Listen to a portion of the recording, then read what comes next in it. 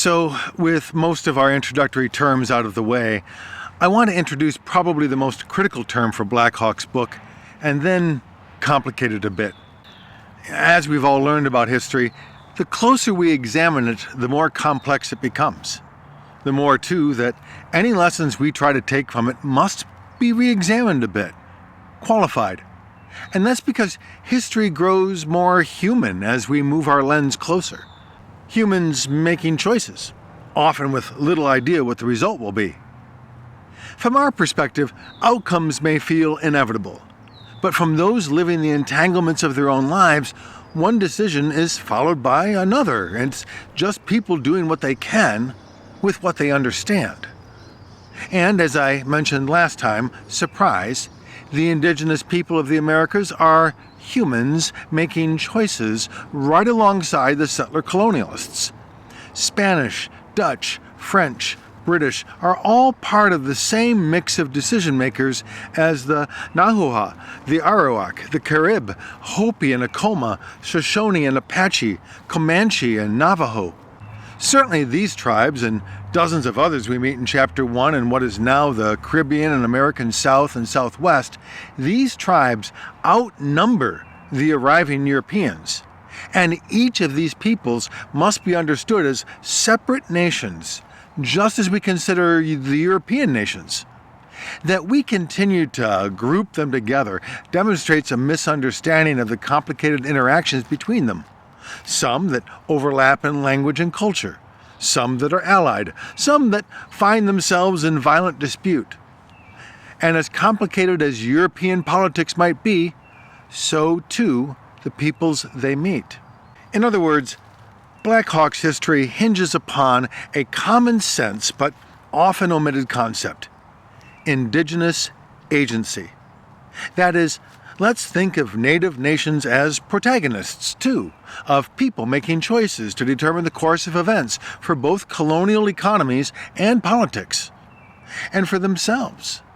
In other words, our close-up of history, right in the first chapter, demonstrates that the Spanish didn't conquer the Southwest alone, and they certainly couldn't dictate terms unilaterally. Often lost and ill-supplied, they were forced to adapt to the realities of careful diplomacy, dynamic trade, sometimes genuine resistance. Now, if we can't establish this concept right now, from the beginning of this book, we're going to have a hard time with everything which follows. Indigenous North America was not passive. It did not sit to await its fate. The people were not victims. They were participants, actively working to adapt and protect their own interests. This concept is fundamental to any and all discussion of Native history and of Native present. It feeds our earlier conception of survivance, and it is probably the epistemological shift most necessary for white learners to really understand what follows. Okay? But this means, too, looking honestly at the role of the settler colonialists. It's easy enough to ascribe them with agency. White history has always done this, and we turn them into heroes or marauding villains based on our flavor of politics. But when we narrow in our historical lens, see them as people of circumstance as much as ideologically dangerous cultural movements, we understand better what is at work in our story making. None of that's meant to excuse anyone from the choices made, but to better understand what a more genuine narrative of history, one of encounter, might teach. For instance, when we recognize that many of the Spanish explorers and settlers were not emissaries of the Spanish crown, but actually impoverished Spanish hoping to survive, that settler story changes a bit. To be sure, the conquistadors themselves extracted wealth to the great gain of Spanish coffers, those of Charles I and Philips II and III. And some of these others, though, were hidalgos, nobility, but increasingly poor. Others of lower status still passed themselves off as hidalgo nobility, but otherwise were after the same thing.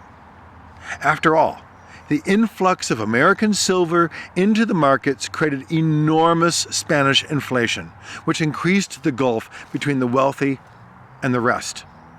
Poverty was common, and so to recover, Spanish hidalgo, real or impostors, began settling the American lands in some desperation. All they understood about wealth accumulation was a form of feudalism. Is it any wonder that their desperation, their fear of new territories and new people, resulted, too often, in their own hyper-masculine cultural response of terror and violence? 2 points here. One, these aren't then anything like heroic and virtuous explorers any more than they are merely malevolent killers. More importantly, these are the motivations of settlers that native agency had to navigate. And navigation meant neither passive extinction nor simple war. Black Hawk is fairly thorough in documenting several cases of how this happened, but let's not pretend for a moment that it wasn't apocalyptic in its work on the native populations. Between the nearly unpredictable eruptions of extraordinary violence and the massive depopulation from European disease, something we'll have to talk about later, all those native nations I listed earlier had themselves to survive. And how? Well, one critical strategy: ethnogenesis. Indigenous communities actively regrouped, migrated, created entirely new social and ethnic identities. They were constantly in motion, interacting and adapting to change. They consciously reinvented themselves. The Shoshone peoples, for instance, combined and transformed, using the newly acquired Spanish horses into the Comanche, an imperial power of its own. Now, some of these changes were driven by their own desperation, some were forced upon them, but many were consciously chosen as active strategy. And as we might guess, there was nothing clean about any of it. What worked in one valley failed in another. As an example of this messiness, let's think about the Janizaros. After centuries of such encounters, often captivity and servitude and slavery, an entirely new caste of indigenous peoples were created. The Janizaros were detribalized peoples, often baptized. They would never be Spanish, but also they weren't part of any of the old or new communities the native nations had created. Where did they belong? What were their motivations? What choices could they make? Perhaps they became outlaws to all sides. Maybe they were employed as guides or scouts for Europeans.